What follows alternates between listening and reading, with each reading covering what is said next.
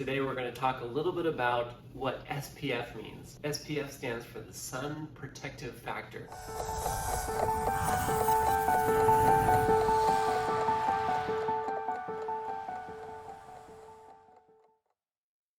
Sun Protective Factor is a measurement that determines how much sun protection you have with different types of sunscreens. When you look at a sunscreen bottle, it will say SPF 30, SPF 50. Another factor that you'll see when you're looking at sunscreens is it will tell you how waterproof it is.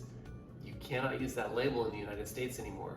It has to say water resistance, and it'll tell you a time frame, either 40 minutes water resistant or 80 minutes water resistant. The way they test that resistance to water is they take a certain amount of sunscreen, apply it to the skin, and determine the reflectance and the protection from UV rays. The person sits in the water, or whatever they apply the sunscreen to, sits in the water quietly without moving, and then 40 minutes later they check to see how much protection is there still, and if it lasts 40 minutes, great. They'll label it as 40 minutes. If it lasts 80 minutes, they'll label it as water resistant for 80 minutes. Now, I don't know very many people who go to the beach or go to the pool and sit there in the water without moving. So it's really important once you've gotten out of the water, or if you're going to be in the water for longer than 40 minutes, that you reapply that sunscreen. Another factor that's really important when we're talking about sunscreen, and a question that I get all the time, is are the higher SPF sunscreens really that much better protection? I hear that they're not. When we're looking at sunscreens, when you get above a 30 SPF, the amount of protection that you get beyond that does diminish. It's a bell curve. However, you're still getting more protection, and you can see that on the curve.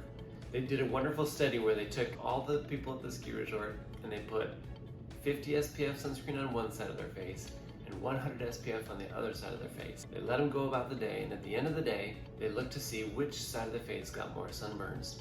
The side with 100 SPF had less redness, irritation, and sunburns, whereas the side with the 50 SPF, even though that's a really good SPF, had an increased risk for redness, irritation, and sunburn. So the study demonstrated that 100 SPF still is better than a 50 SPF, even though incrementally it's not as protective compared to 0 to 30 SPF. But going from a 50 SPF to 100, there's still more protection. So I always tell my patients, wear the highest sunscreen that you're able to tolerate.